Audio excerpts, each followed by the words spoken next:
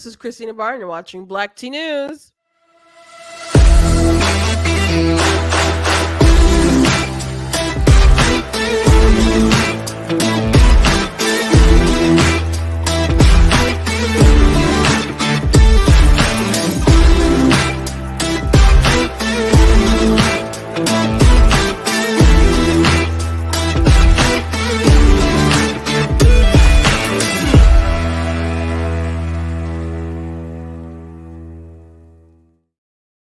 Hello, welcome to Black Tea News. I'm your host, Christina Barr, and today we're going to be talking about some videos that I don't even know if leaked is really the right word. The news media obtained some videos. I'm going to assume maybe they shouldn't have them, but they were given to them nonetheless. Regarding the case in Georgia with Trump, and he had some people flipped on him, Jenna Ellis and Sidney Powell, or at least they agreed to testify in their for different deals that they made, plea deals and stuff. So some stuff has been circulating around with the two of them, and to be fair, the video just obviously they probably talked for a long time. They're very, very chopped, particularly the Sidney Powell video. So some people are like, oh, Jenna Ellis is lying, and all these are nothing burgers. In some cases, you could say that it could help defense in a little bit, actually, but it also doesn't look good, especially if you couple that with other things that Trump campaign people actually said during the January 6th committee, which most people on the right kind of tuned out and was like, oh, nothing burgers. But there were some things that weren't criminal, but definitely didn't make Trump ultimately look good. So I think ultimately the purpose for the Georgia case is, he could definitely be indicted depending on the jury and stuff, what their in perception of everything is. But since it's something that is going to be televised, or we assume is going to be televised, it's what they've said, it's something that will just totally grind his electoral chances to a halt if it gets to that point. So we will look at the videos and assess. And also Ben Shapiro decided to talk about Candace Owens and her response to the Israel-Gaza conflict, and he didn't mince words, and she kind of had a response, not directly, but we could assume a little bit. So I want to talk about that. I mean, I think was it earlier this week, maybe it was sometime last week, and I said I would like to everyone is aware of the fact that they're probably disagreeing about this. And I don't know if they're having private disagreements, but I could respect if they wanted to keep it in-house, but it's something we're all pretty curious about. And he has spoken out before. And Ben is obviously very passionate about this particular issue. So he did say something. So I want to talk about that and some of the responses that she's gotten to some of the interview that we watched together the other day, and we will go from there. And we'll see how much time is left after that, because I like to talk about some other things too. But we got a full plate on some of these topics that we're going to talk about. So anyway, before I jump into it, I encourage you guys to go to blacktnews.com, check out different content on my website, different articles, different videos, etc. If you like what I do here, please consider leaving a donation at blacktnews.com/donate, because it does cost to stream, it costs to run my website, all that stuff. So you can support. I do appreciate it. There should be a link in the description if you're watching on Facebook or YouTube. If you're watching on Facebook, you guys can support via sending stars. If you're watching on YouTube, you guys can do super chats. I do look at super chats and read them, as long as they're not like vulgar or weird or something like that, go ahead and read them. So that's or you can do super thanks. But I do see you guys in the comments. I can't always respond live to each comment because I don't have a producer. It's just me. And so, I don't want to actually get totally thrown off from a thought or something. But I do try to look at them.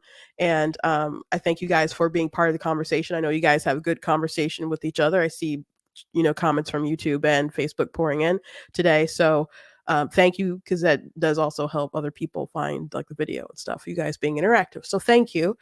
Check out different merch on the website. We got mugs and we got t-shirts. This is a shirt that I'm actually wearing right now. The Constitution is a glorious liberty document with Frederick Douglass.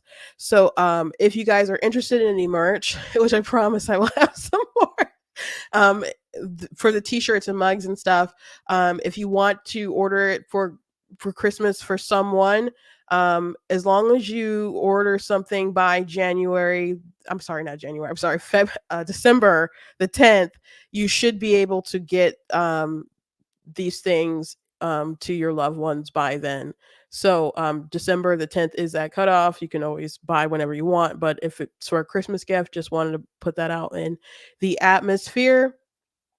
And please check out different books that I've written.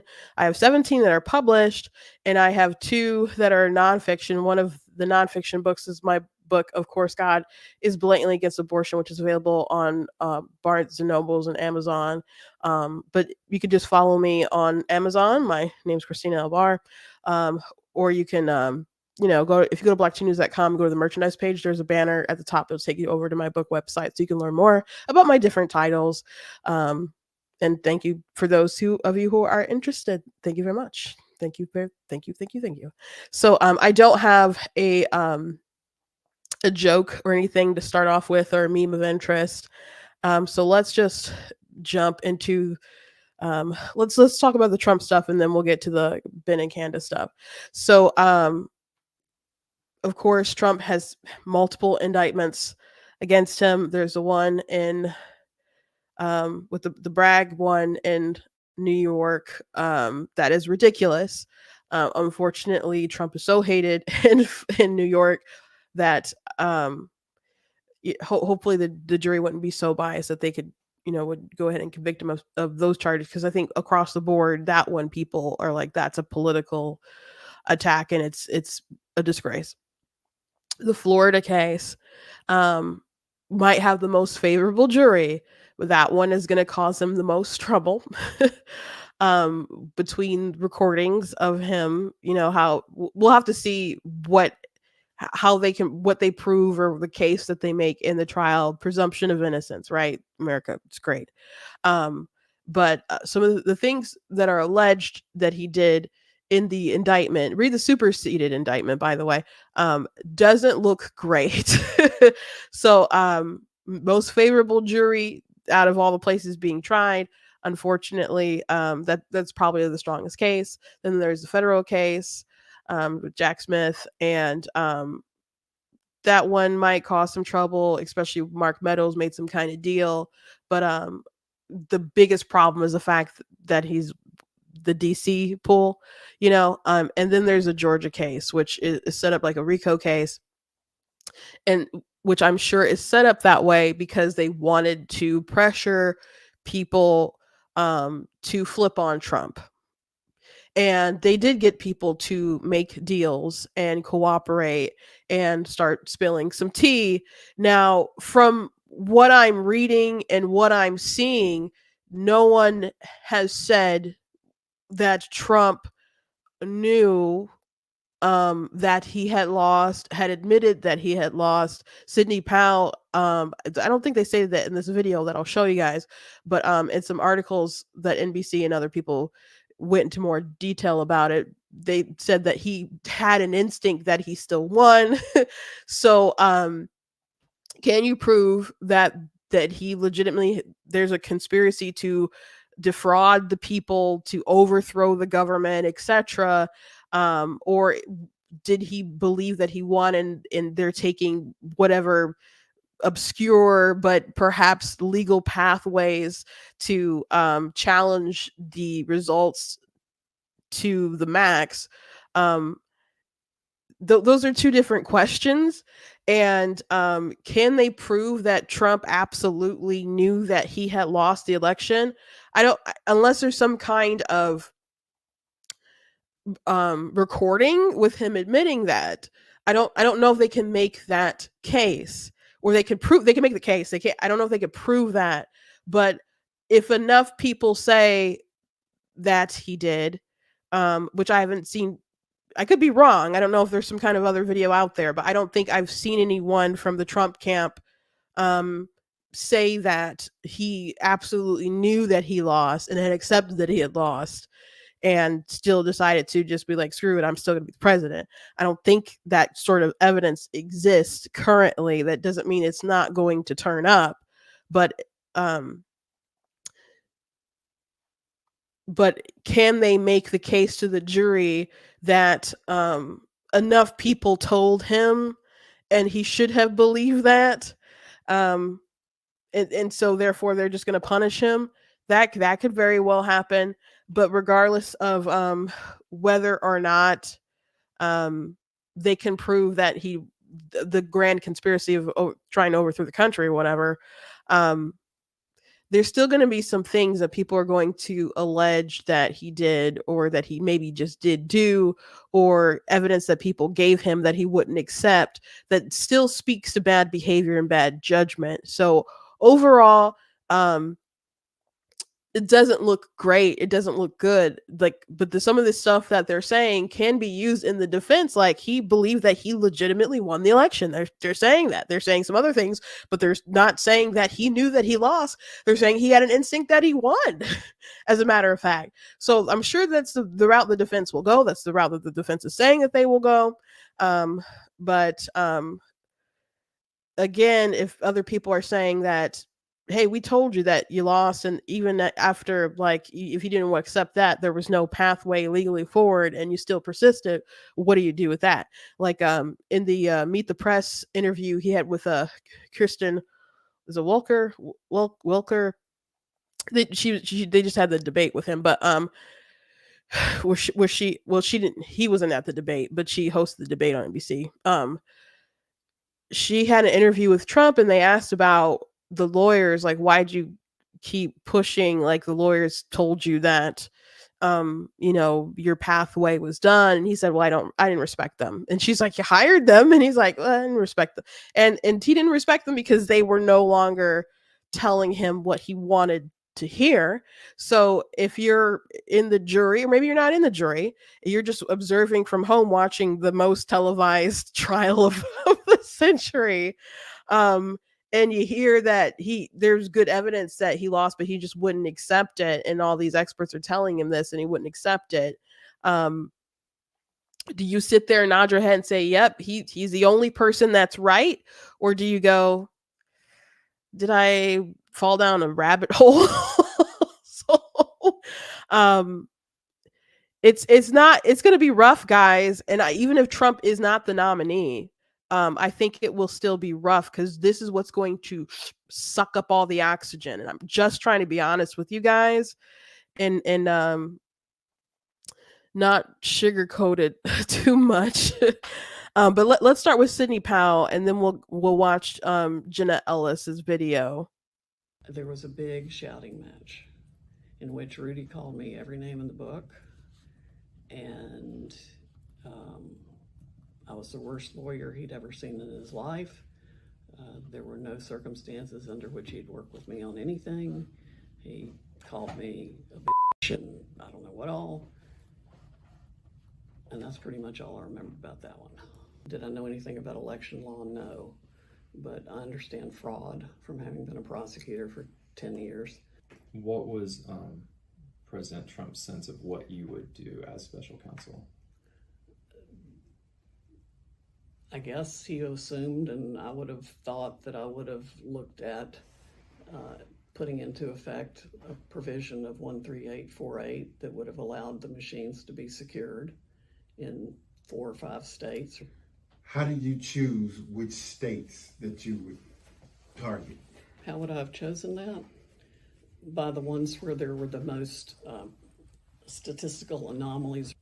Ms. Powell, were you ever around when anyone told Donald Trump that he had lost the election? Oh, yeah. Who? Pat Cipollone, Eric Hirschman, Derek Lyons, all thought he'd lost.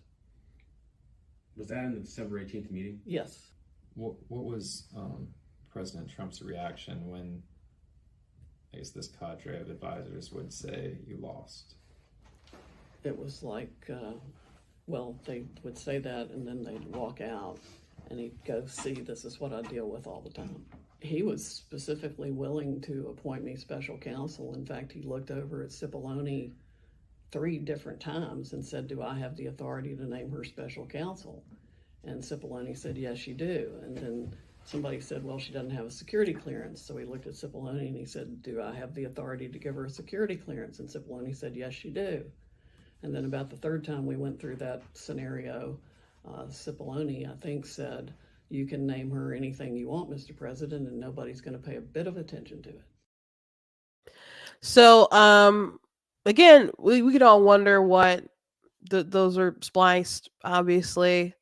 So what other interesting things did she say that they didn't tell us? What are the things that she say could perhaps help the defense? Because I'm sure the defense will say, you know, I mean, she didn't say here in that clip that, Trump didn't believe them, but I mean, word for word, but that's the vibe you get. Like, they would say you lost and he'd be all upset and then he'd be like, see what I got to deal with. Like, no one else believes in the truth and I'm the only one who has it kind of attitude, I guess. So people could say, well, they can make up in their mind that he's delusional if he believes that. But you still can't say that he knowingly tried to defraud everyone if he legitimately thought that he had won. So that's the route that they will go. But I'm sure the prosecution will make the case that he absolutely knew and had good reason because everyone told him that he had lost. So I don't make your own conclusions and speculations and stuff, but I don't think this will be great when this whole trial is actually going down, especially since we'll be watching it all together. It's different when you read about something because let's be honest, there's a lot of people who are very passionate about the indictments and whether he did something or didn't do something, who didn't actually go through them and read the actual charges. There have been people who I've talked to who hate his guts, don't know what's in it. There's people who love him and insist he did nothing wrong. And I've said, well, if everything alleged is true, do you think like he didn't do anything wrong? And they're like, nope, didn't do anything wrong. And I start listing like the things that are alleged, and then they get all mad at me and so and insult me and ad hominem attacks and all kinds of different stuff.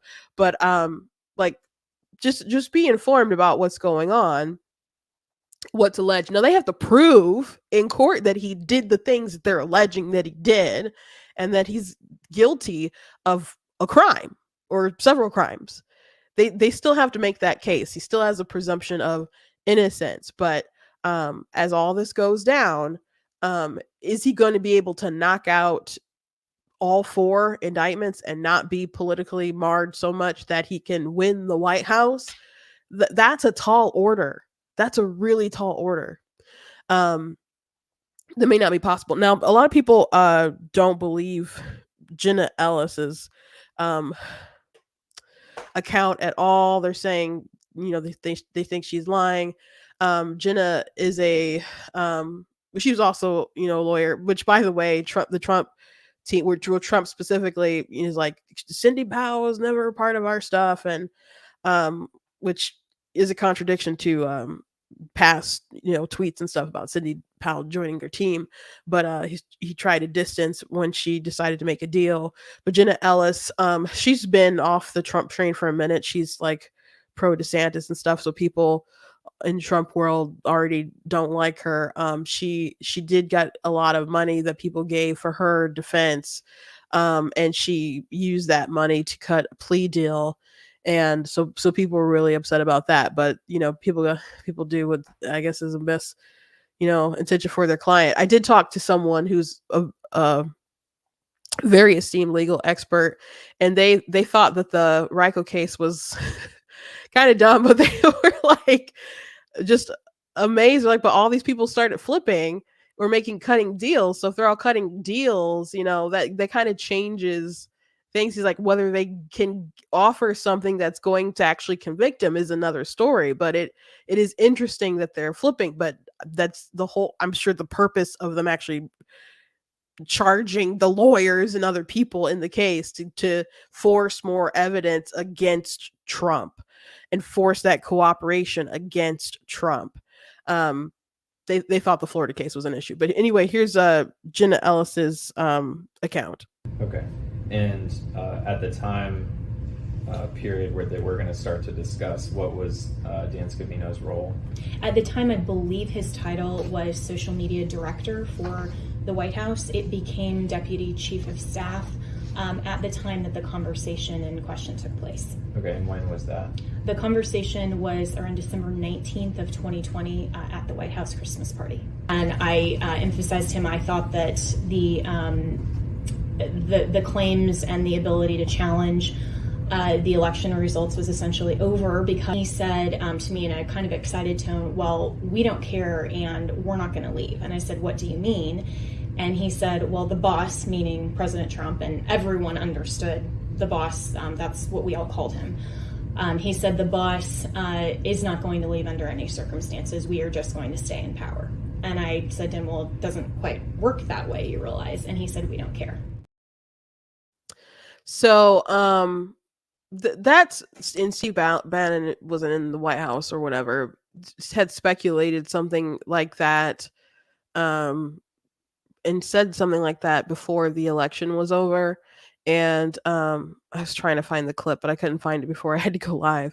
But so if I cut this up and put it back on the internet, all you people on the watching it later will have seen it.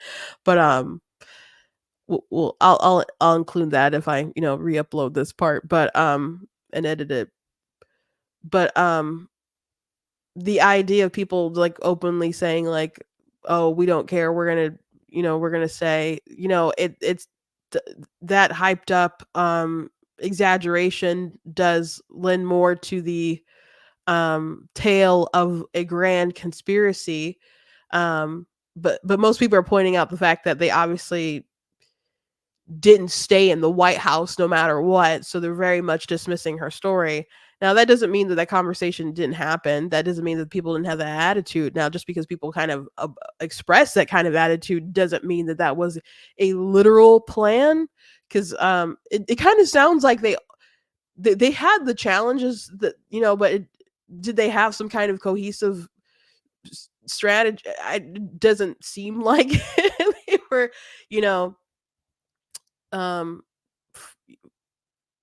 throwing whatever they could at the wall as far as the different kind of challenges and stuff that they could do. I just, the people who think there's some kind of grand conspiracy or grand plot to overthrow the country, or even with like Jan 6, like it was Bolton who said, I've done coups before. John Bolton, he said, I've done coups before. This wasn't a coup. January 6th wasn't a coup.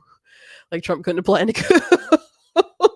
And I think he was talking to Jake Tapper when he just like dismissed that of being like silly. Like, yeah, there was some unwise decisions that day. Yeah, there was a riot that broke out of most people were obviously there peacefully protesting. I know people who didn't even go to the Capitol. They went, just to hear the rally or whatever, and had a very lovely, peaceful time, and were really sad to see what kind of exploded after that. But yeah, there were people who were violent stuff, but some kind of grand conspiracy to overthrow the government, no, absolutely not. Never in any sort of serious danger of that happening that particular day. So and if you were there in the midst of it in Congress and stuff, I don't begrudge you for being concerned as they told you to exit and all that stuff. Like Tim Scott talking about he had to find like a weapon, and I can understand people being alarmed as all that was going down, but of course they cleared out those people and they certified the election that same day. So people acting like that was the end of our democracy. We have a very robust system, and obviously it held. And if that hadn't happened, the people who plan to like kick it back to the election and to the states and stuff, it probably would have been, it could have possibly been prolonged and not had the certification that day. But people who were talking about it obviously lost their nerve to have those conversations after the riot because they didn't want to probably be seen as supporting what happened. So anyway, I do want to play something from January 6th. No, I'm sorry, not January 6th, the January 6th committee. Different interviews that they had with different Trump people that maybe a lot of people weren't aware of. Because it has been a conversation for a long time that people did know that Trump lost or believed that he lost, or they told him after a certain point of time it didn't make sense to keep challenging the elections. And before the election was over, the Trump's data guy let them know that they weren't going to actually have a win. So you can choose to accept this or believe this or whatnot, but I just want people to know that this exists so you can draw your own conclusions. Okay.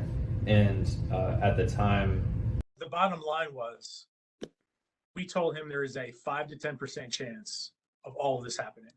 You can't go 2 for 3. You can't go 1 for 3. You need to win recounts in 2 states and win a legal challenge in Wisconsin. That has to happen, 3 for 3. And we think realistically there's a 5, maybe 10% chance of that happening. I was in the Oval Office, and at some point in the conversation, Matt Oskowski, who is the lead data person, was brought on, and I remember he delivered to the president pretty blunt terms that he was going to lose. And that was based, Mr. Miller, on Matt and the data team's assessment of the sort of county by county, state by state results as reported? Correct. You know, after the election, as of November 7th, in your judgment, what were the chances of President Trump winning the election? After that point? Yes. None. Is it accurate to say that at some point you urged President Trump to stop challenging the results of the 2020 presidential election? It's accurate to say that I believed past a certain point, once the appropriate legal challenges were pursued, that it was in everyone's best interest to focus on the accomplishments of the administration and preserve the president's legacy, rather than continue down a path which I believed was pointless.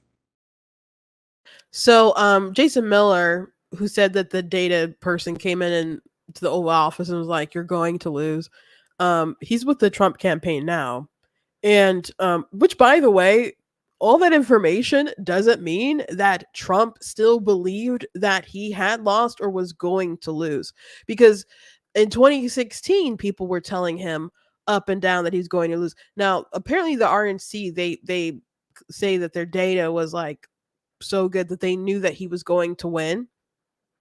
So that's their story, at least the story that they were telling after the election. And I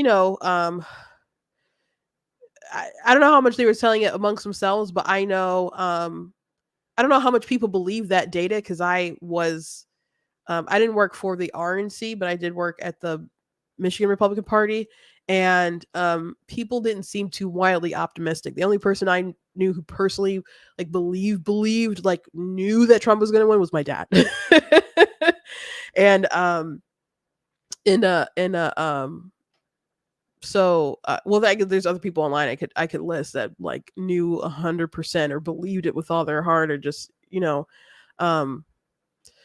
but only person that I can 100% say, even with our data teams and all that stuff, that I knew who knew that Trump was going to win is my dad.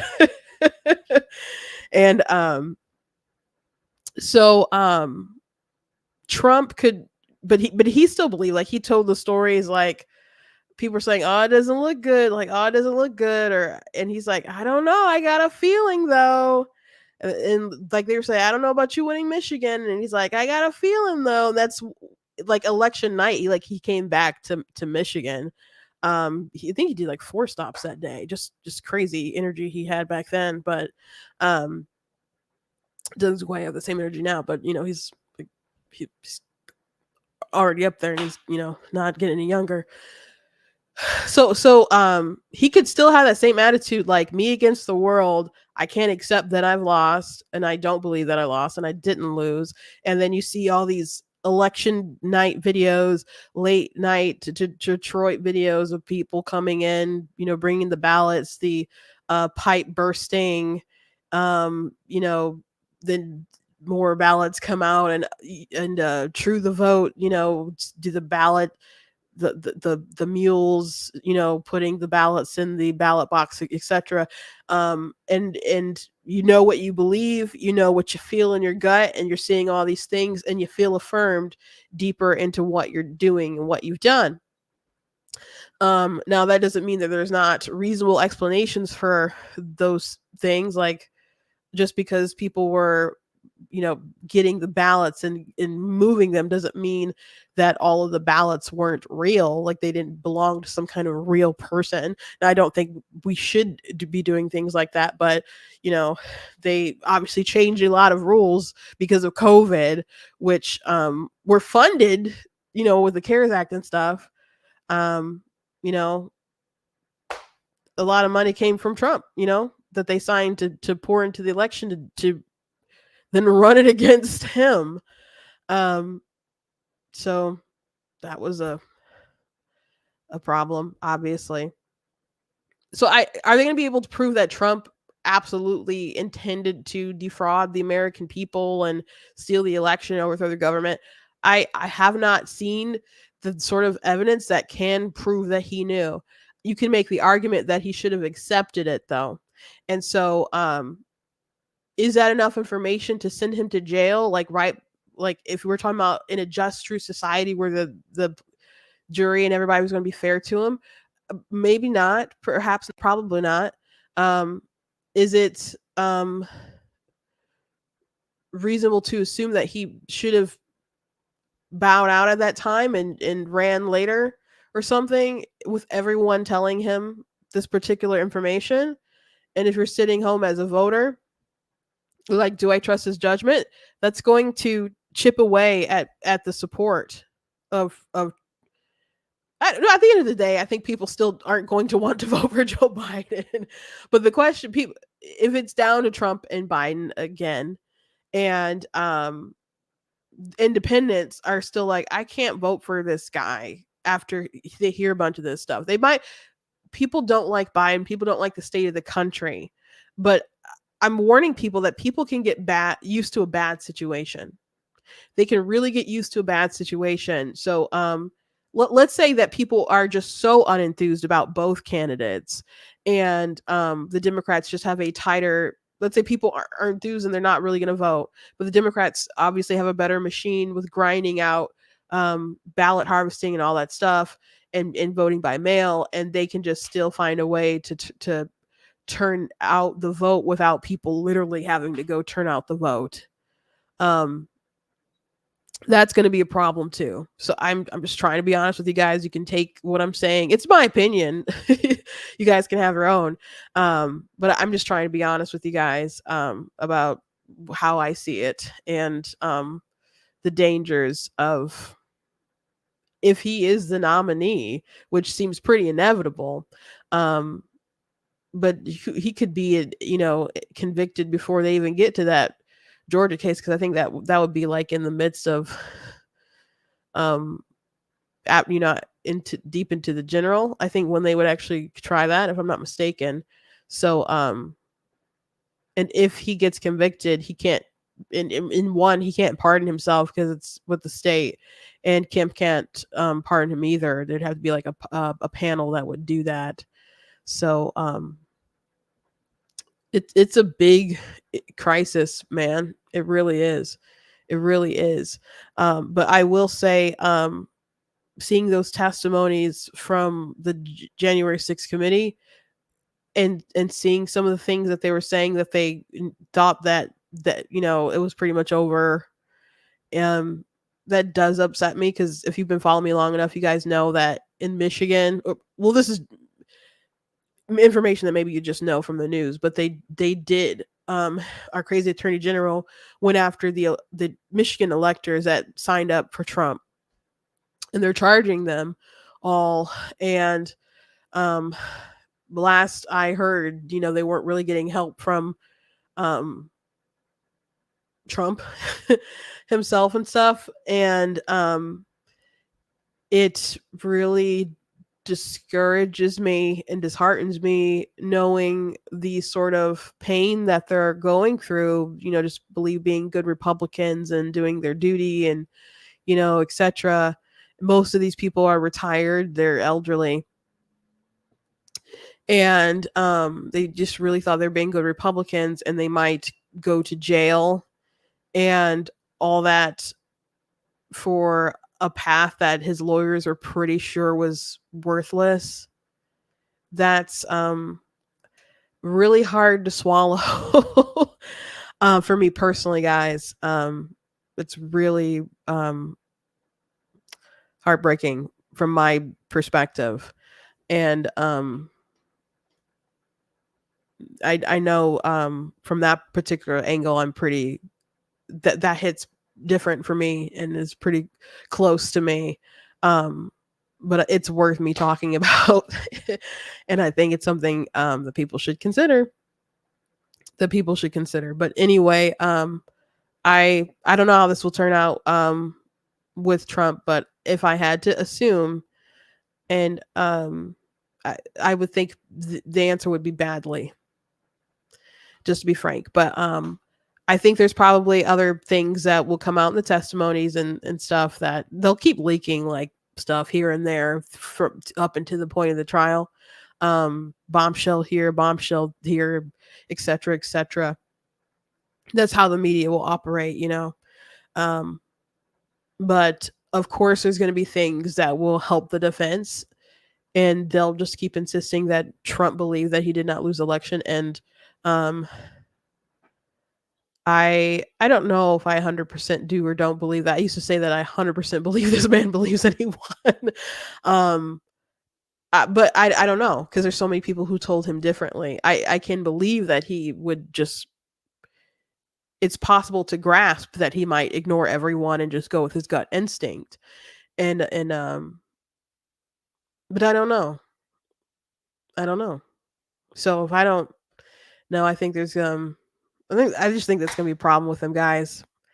And you can be mad at me for being the bearer of bad news, but it is what it is. Anyway, let's move on. So Candace Owens has been making a lot of comments about the Israel-Gaza war, and she had a interview with Ami, what was his name? Ami Kozak, that we watched a bit of it together, and I did watch the whole thing. I don't know if you guys took my advice and decided to watch or not, but there were some things that I found kind of interesting in the interview.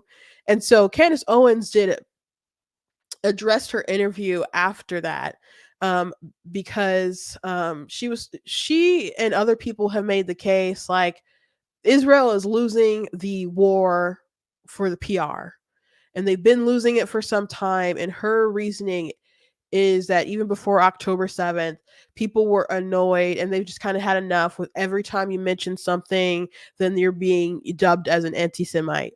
And groups like the ADL, they have their purposes, but they do run they're a leftist group who runs like propaganda and other stuff too at the same time. Elon Musk had a bit of a war with the ADL. But like she mentioned Jamie Foxx. I think it was Jamie Foxx who said something about, like, made a post about that people betray you like they did to Jesus, and people are like, who is they? And it's just like they're just talking about something that happened in the Bible. He's not saying that like the Jews are like coming at him or something, but people do are hypersensitive and they do overreact to things at time. When I looked into that controversy, I was just like, that's really dumb. Like, what the heck? Um, but there were other times where people, pointed to folks who seem to be anti-Semitic, like Kanye, and it became a big ordeal. And he went on Alex Jones' show on Infowars, and he had that mask on, and it was a crazy interview. I did watch the whole thing. I talked about it at the time, so you can go back in my archives or whatever. But or I don't know if you can find that video or not, but it was wild. He went on Tim Pool's show, and people were he was hanging out with Nick Fuentes, and or is it Nick Fuentes? I don't know. I don't think the "de" is in front of it. I think it's Nick Fuentes. And there was the, who are you talking to? Who's Tim pushed back on some of the things they were saying, and they got upset and left or whatever, or Kanye did. And he just had this all kind of crazy ordeal. And so Ben had spoken out about it at the time. And he said that he didn't like, he can understand Candace didn't want to talk about her friend. But he did some things and said some things that were anti-Semitic. And that's just the case.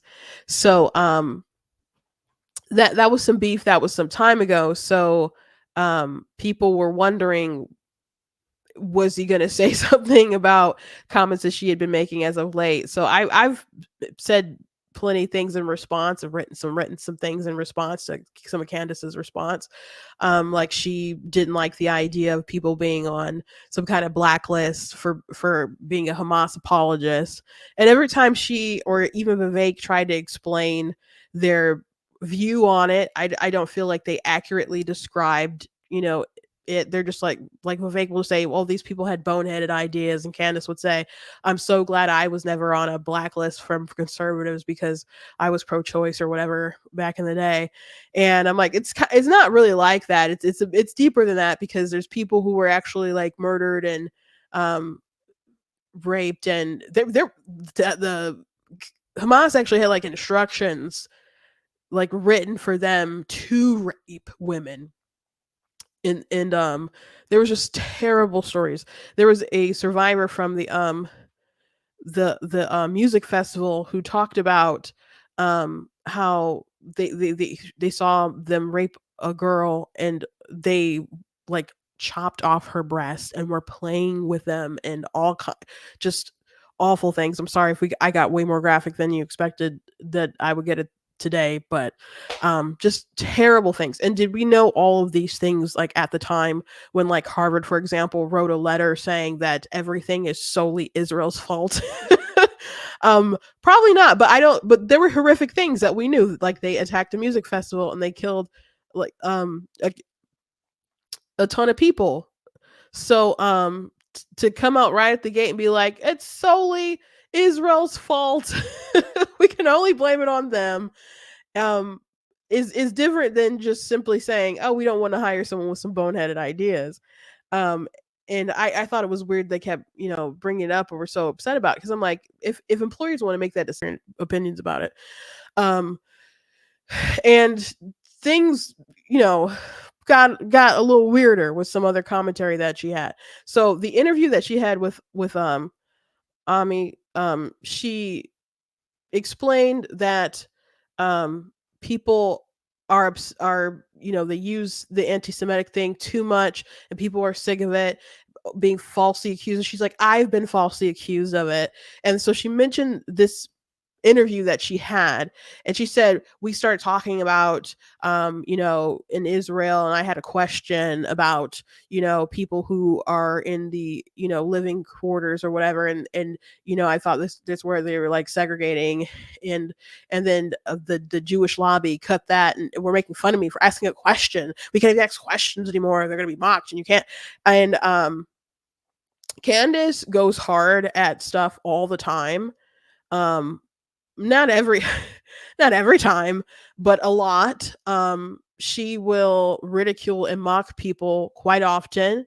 Um, she put her foot in her mouth when um Kim Kardashian did a line or commercial for like the Skims or whatever, and there was some stuff that was they had someone in a wheelchair, and she's like, who is this for? And people were like, Christina Applegate uh was like, it's for people like me, with debilitating conditions. This stuff was very helpful. Like she was furious at Candace Owens, and for some of the stuff that she said. So she definitely will ridicule people and make herself not look great in a lot of circumstances. So I'm just asking questions. She's asking for grace that she doesn't extend to a lot of people herself when she is dead set on a topic. But the way that she described it was inaccurate because she wasn't asking questions. And we watched a clip of it that was circulating around the internet. But I'm going to go right to the actual interview and let you guys watch a segment of it. So Ami was talking about how Israel is, what we do have a line with Israel, and being a democracy out and Western values, etc. And so then she brings up that she doesn't think that Israel is some kind of bastion of Western democracy because it reminds her of the South and Jim Crow. So it's not really asking a question. I would point out why the view is abhorrent. The view is abhorrent and wrong because you are essentially saying the only country in the world that can exist is a Jewish one. There's plenty of other countries that can exist based around certain common cultures and identities, but not a Jewish one. And that's why anti-Zionism is really problematic. Well, we don't have, typically, what do you mean the only country that can exist is a Jewish one? I'm sorry, I'm just trying to understand that. What do you mean by that? I mean, there's plenty of countries. America is unique in that it's a melting pot of all sorts of things. But, we have Japan, Vietnam, China, India, all the Arab and Muslim countries in the world that have common history, common culture, common religions. We take for granted the United States that it's kind of an exception of an interesting society that doesn't have, that has that sort of melting pot mentality, melting pot founding, which is great too. But the idea that only Israel can exist as a Jewish state, but plenty of other states that get no criticism at all from the world stage, they can exist just fine. That to me is problematic, and that's where the double standard is of why people say anti-Zionism, to single out Israel for this scrutiny when it is the only country that Arabs in Israel probably live best than many other Arabs in the Arab world in terms of protections of individual rights and freedoms and a bastion of Western democracy and liberal democracy that we hold dear. For it to get the scrutiny and the obsession that it gets calls into suspicion this feeling that this is more than just being critical of policy. So I just want to interject really quickly because what he's saying about how people like zone out Israel like itself existing being so immoral, and I've seen many people talk about, oh, it's so immoral, this ethno state exists, like there's not other like countries that are like an ethno state. So I think he has a point where there are people who have a particular pet peeve with Israel itself that calls into question and makes people a little suspicious of stuff. So anyway, to what she's about to say. Have you been to Israel? I'm assuming you have. Many times, yeah. Many times. Have you been to Jerusalem? Yes. Okay, so one of the things I'm trying to understand, because I've been as well. And when people call it, this bastion of freedom, or it's just like America, it's not the sense that I had when I was there. And again, we had talked earlier on about how our own experiences obviously color our opinions. And I grew up, at my grandparents' house. My grandfather grew up in a segregated South. And so when I'm walking through Jerusalem and they say these are the Muslim quarters, this is where the Muslims are allowed to live, that doesn't feel like a bastion of freedom to me. So I guess. Oh, I don't think it's where they're allowed to live in Jerusalem. I think it's that there's an Armenian quarter. It's not saying the Armenians can only live here. It's that there are communities, just like there's Jewish community in Jersey here, and there's a Muslim community in here. I don't think, to my understanding, it's not restrictions within Israel proper of where Israeli. I think it is where they I think it is where they have. I mean, at least that's what the rabbi who was taking me around. He said these are the. So I'm going to go ahead and let this conversation play out because I want you to understand how long it went on. Because she and I know I didn't play the clip for you guys when she was addressing this, but I didn't see it on YouTube, and I think you'd have to actually go to the Daily Wire app. I saw someone posted on TikTok, and I just didn't have enough time to pull it up before I went live. So you can go fact check me and try to find and look it up, but I'll probably re-clip this video and have that entered in there. But she didn't ask a question there. she's saying, he said, Israel, democracy, we believe in democracy, etc., blah blah blah. And she's like, well, you guys aren't. I don't get that feeling because it reminded me of Jim Crow South because they segregated the Muslims into a particular area, and so has a misunderstanding there. So people were mocking her, and people were saying, oh, Little Italy, oh, Chinatown, like, oh, that's where only the Chinese people can live, and oh, you better not live, take those baguettes out of the French Quarter or something, So people were mocking her a lot, and I, joined in on that, and so when she did open up herself to ridicule there, because she was trying to diminish, Israel in the sense that he was sticking up for them, and she's like, no, I don't see what you see because of this, and she's not correct. So best way to go about that when you're faced with this kind of correction here is to say, oh, I guess I'm wrong, and accept that, and you could apologize, I guess, for putting out that view, or and acknowledge that this misconception has colored your worldview, and maybe you need to reassess some things. But this conversation goes on a little bit longer, so she seems to fight against what he's saying. Muslim quarters. So this is where the Muslims live, but he didn't say anything about legally saying they cannot live on other places within Israel proper. I mean, there's Israeli Arab citizens that have full rights. Israeli Arabs. I'm only talking about Jerusalem, so I haven't been to Tel Aviv or anything like that. I'm just talking about particularly. Jerusalem itself as a city has a division in it where the Green Line divides, and there's East Jerusalem. That's maybe what he was talking about, not the Muslim Quarter, but East Jerusalem. There's disputed territory within the West Bank and East Jerusalem that divides, and therefore they're under Palestinian Authority or even other jurisdiction. But that's a different conversation as far as what those are. But Arabs within Israel, if you go to Israel, people would be surprised to see on every street sign Hebrew, English, and Arabic. You see a multicultural city. So I'm joking. Keep going a little bit because I'm curious in your experience in Jerusalem. Yeah, no, and maybe I'm misunderstanding it, but I think it's worth talking because I my understanding from the rabbi was that this is where the Muslims have to live in Jerusalem, and it looked very different from where the Jewish people were living, and that again, that could not be any fault of any person other than this is how they take care of their stuff, and this is the way that we take care of their stuff. But it was noticeably a lot dirtier. It was noticeably a lot darker. And it just made me feel as a Black American, and knowing my own history, that this isn't freedom to me. Like, if you can't just decide, like, I want to live on that street, or I want to live on this street, but maybe I'm wrong, and it wasn't. Right. They were just all choosing to live there.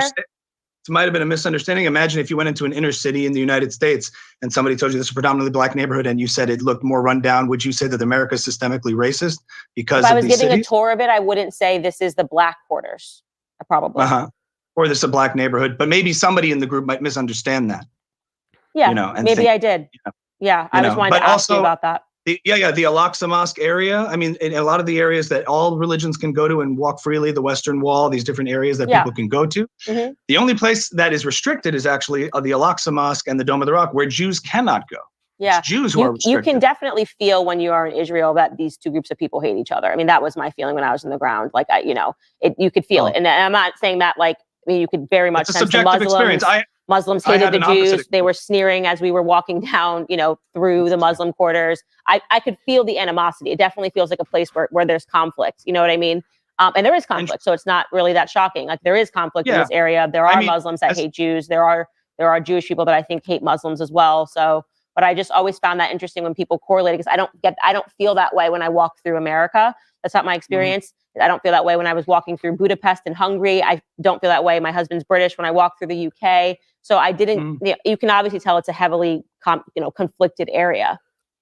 Right. I would just stress that when I was there, I was surprised by the opposite effect, to get into cabs and have a driver who's Arabic and was very kind and helpful. And there's a lot of people in the hotels in Israel. There's a lot of interactions between Arabs and Jews, and hospitals and nurses. There's tons of people. You find a multicultural, tolerant society. Go to Haifa, go all over. I mean, I lived there for a year, and I've been there many, many times. And I'm always surprised. I always know that people who haven't been here and talk about it in the abstract, because a lot of people, especially on campuses, virtue signaling, talking about subjects that they, want to claim to be experts in because they're international relations majors and they know nothing about it. You'd find that when you go to Israel, signs in Hebrew, signs in Arabic, signs in English. And a lot of the restricted areas are restricted for, I've been to areas, Jews cannot go here. There's certainly an air of tension that permeates depending on what's going on, especially the time that you're visiting. That could have been a factor too. I don't know, but well, to be fair, I was visiting when Trump was moving the embassy to Jerusalem, so that that's a very difficult time. Yeah. Terrible time. Yeah, so that you could have picked up on something in the air. There's no question, but that's like in the after there are certain times when there's racial relations in the United States that can feel more tense than ever. But I think to get a surface read of it would do a disservice to the fact that, like you said, there might have been tensions, but just like in the United States, there is no institutionalized racism as claimed by the left, that on paper we have things. Does that mean there's no racist people in the South that have abhorrent views about Black people? Of course not. We're not saying that you can't step out every vestige of racism, but to make these claims about systemic or institutional racism is the same thing about saying within Israel, that while there's tension socially between people, that there is this systemic oppression or segregation that you might have thought you were witnessing. So that's all I could say. And that's fair. And then as a final question, I just want. Okay, so she did relate with yeah, that's fair, but she, the way that again she went on to describe the interview, like, oh, they're making fun of me now because I asked a question. It didn't start off asking a question. It was an accusation. And after he corrected her, what could she say? I mean, besides like totally relenting, which she slowly kind of started to do, like, oh, well, why would the rabbi say this? I wouldn't say it that way. Why would well, you're also, in a different country, Candace. Everyone says, the British say pavement. We say, sidewalk, People say, we say garage, you say garage, And I don't even remember how they say aluminum, but, I heard a Jewish person say Melchizedek the other day. My mind was blown. I was like, who are they talking about? That person don't exist in the Bible. I was like, oh my gosh. So yeah, people don't communicate quite the same way, but but she still kind of stuck to her guns a bit and was like, well, their places were dirtier. And I love how you just compared it to, like, well, you wouldn't, inner city neighborhoods, you wouldn't go, America's racist because of X, Y, and Z.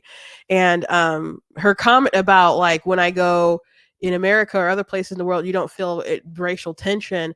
Was that a bit of a shock to you to hear, knowing, Candace Owens is always talking about how racist America is, like, toward white people and all that stuff. I thought it was an interesting interview.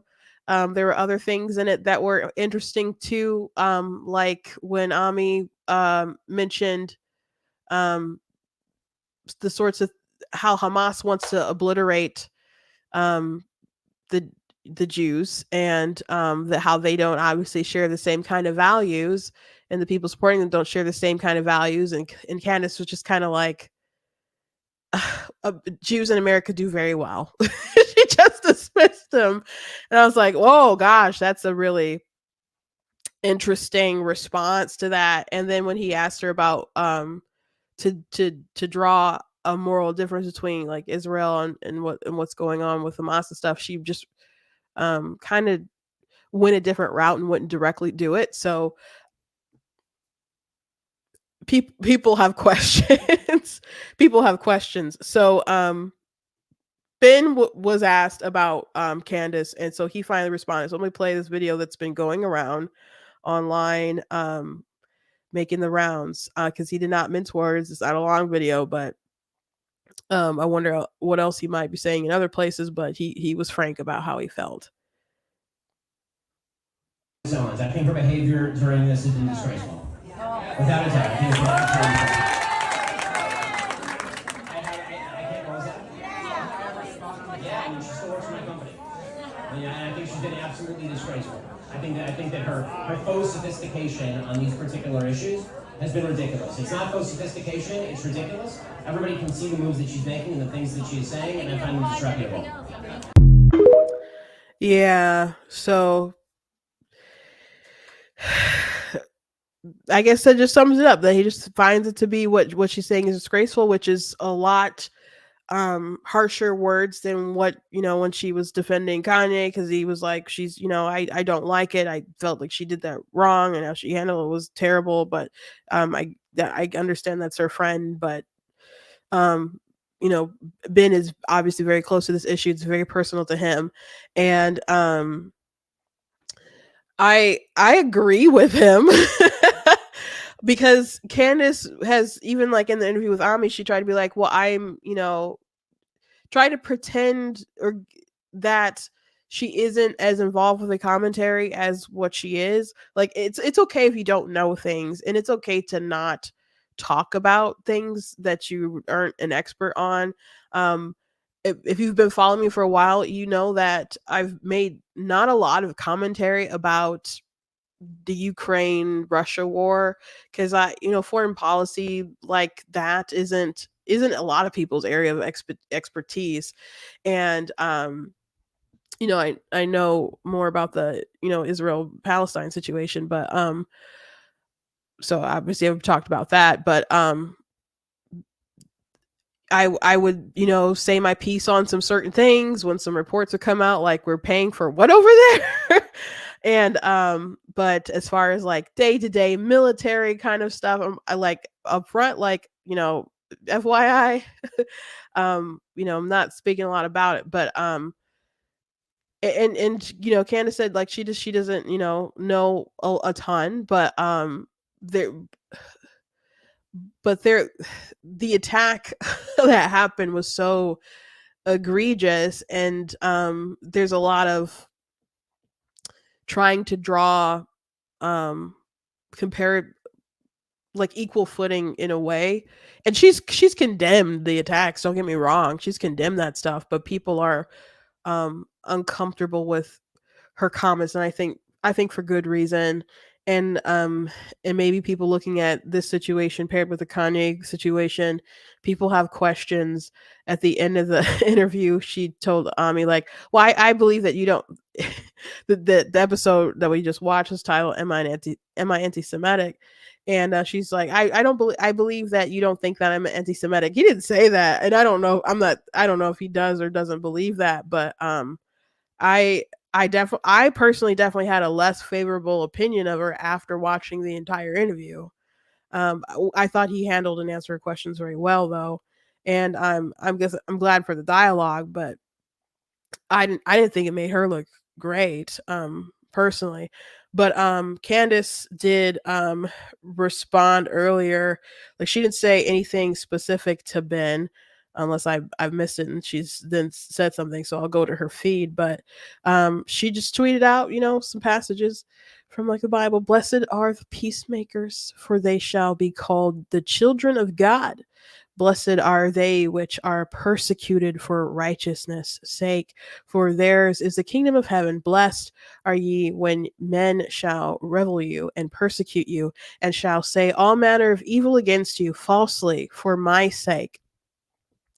No one can serve two masters. Either you will hate the one and love the other, or you will be devoted to the one and despise the other. You cannot serve both God and money. And then she followed it up with Christ is king. And very lovely passage there. Um, and she could be randomly doing, I'm assuming it's not random because of the new, with Ben speaking out and other people addressing her and talking about this interview that she had. Um, kind of taking the I'm the victim being persecuted route, but the falsely for my sake, she's not being falsely talked about for the sake of God here. So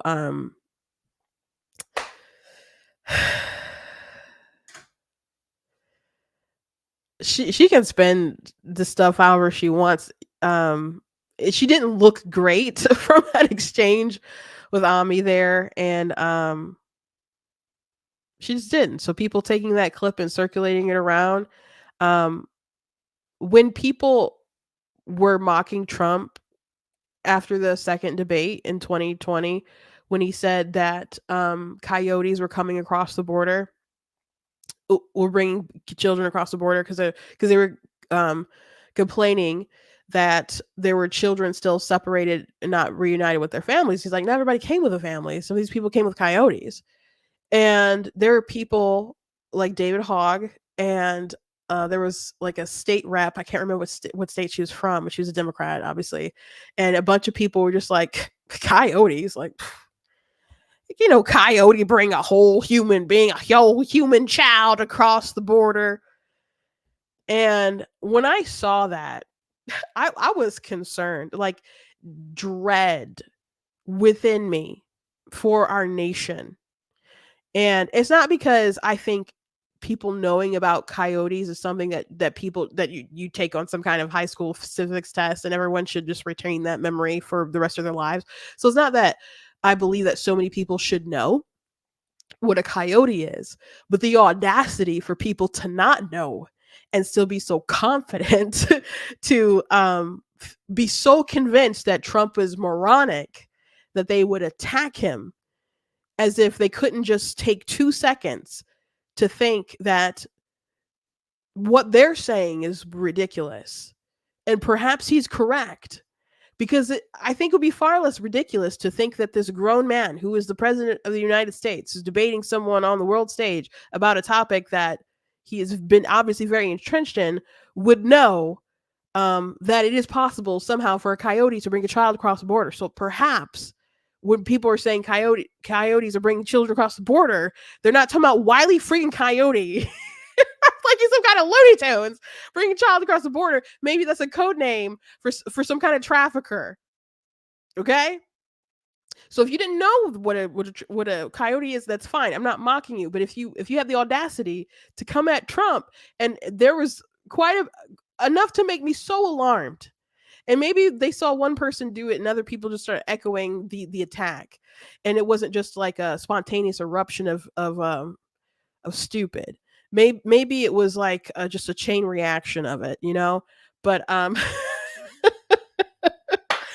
it concerned me because so many people were so passionate about that topic, but didn't know enough to at least know what a coyote was. Okay. And then had the audacity to come for the president about it, and then probably vote him out of office because of that particular topic. So others maybe, but some people, like the border situation was like the number one reason why they didn't want him to be in office,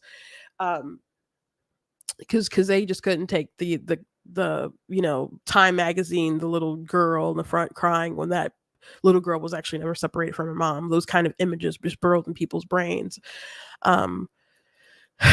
Even though, Trump didn't build those cages that the kids were in. So it's okay to not know something, but when you ask questions, you can come humbly with the questions in the discussion, and allow yourself to be, educated. And when you're wrong, I've come guns a-blazing into, stuff and been wrong about something and had to be like, oh, okay, my mistake. And you just, you take your licks and you go from there. But this perception that she had about Israel that was false, obviously shaped her views about it. So instead of tweeting about how you're falsely accused, you could, talk about how you bared a false witness. you could tweet out those scriptures. You could do that. So gosh, Candace. So anyway, I think Ben is right. How she's handling it isn't great, and it's okay to step away. But I don't. People are speculating that she's not long for Daily Wire. Ben did mention that she still works for the company. That doesn't mean, obviously, everyone has a contract expiration date. I don't know when that is for her. But and she has said controversial stuff before that they have obviously not liked, but they still, they can disagree all the time on topics. People on the right aren't all like robots who all just repeat and say the same things. There's some core things that obviously that most of us agree on, because why would we be conservative if we didn't have particular core values? But there's lots of things that they all disagree about. So you can still keep someone on that you disagree with, but people have noticed that she doesn't have like Daily Wire in her bio right now. And I think that it was there before. I don't 100% remember though. Some people are saying that it was. I that's a speculation on my part because I don't remember. But where I'm reporting the rumor, I guess. But just FYI, disclaimer. But yeah, I can't imagine them having a relationship that much longer, because I think for Ben this goes deeper than just a disagreement. Like this is a huge unprofessional sort of ignorance that is prevailing on their news site. And they do commentary, sure. So not everyone's going to have the correct sort of opinion all the time, and they're going to have disagreeable opinions. But I don't think they're going to be working together that much longer. So anyway, thank you guys for joining me today. I did want to talk a little about Captain Marvel, but I'll have to. We are over on the hour, as I suspect we would be. So I'm going to go ahead and table that for another time. Maybe I'll just do a separate video about it. But thank you guys for watching. Please go to blacktvnews.com. Check out different content on the website, different articles and videos, etc. If you like what I do here, please consider leaving a donation at blacktvnews.com/donate. It does cost to stream. It costs to run my website, all that stuff, so you guys can support in that way. I very much do appreciate you. If you watched on Facebook and stuff, you guys can send stars. If you watch on Facebook, on YouTube, which we're nearing to our end, so it's kind of late for a super chat, but you guys can't do super thanks. But there's a link in the description if you guys want to support in that way. Also check out different merchandise. It's available on blacktvnews.com. The shirt that I'm wearing right now is the Frederick Douglass shirt. It's a really cool shirt, which I already showed you guys at the top of the hour what it looks like, but I'll go ahead and show you guys. If you guys are interested in getting anything from my store that's like a mug or t-shirt or something, and you like to give it to someone before Christmas, as long as you make the order, I think before December the 10th, you should be able to make Christmas time orders. So go ahead and check out stuff on the website and get something for yourself or something for someone that you care about, someone that you love. Also, you guys can check out the different books that I've written. I have 17 in total, and 2 are nonfiction, the rest are fiction. I write, children's chapter books, middle grade chapter books. I do have some like picture books, but we're still working on like the image, the illustrations and stuff. But so that's not out. But I do have, of course, my nonfiction books as well. One is the faith book, Slay Your Fear: How to Overcome a Spirit of Fear, which I wrote during the pandemic because people had lost their minds. But also my book, of course, God Is Blatantly Against Abortion, that you guys can get on Barnes & Noble and Amazon. That's my only book that's also on Barnes & Noble. Everything else is exclusive to Amazon. And you guys can also, you can get it in paperback, my books, or you guys can get it in ebooks. Or you guys can do like Kindle Unlimited if you do have that, as long as you download it and read through it. I promise you I will get paid. Not all of my books are available on it, but most of them are. So I hope you guys enjoyed the show, and check out some of the other content. And I will see you guys tomorrow. God bless you.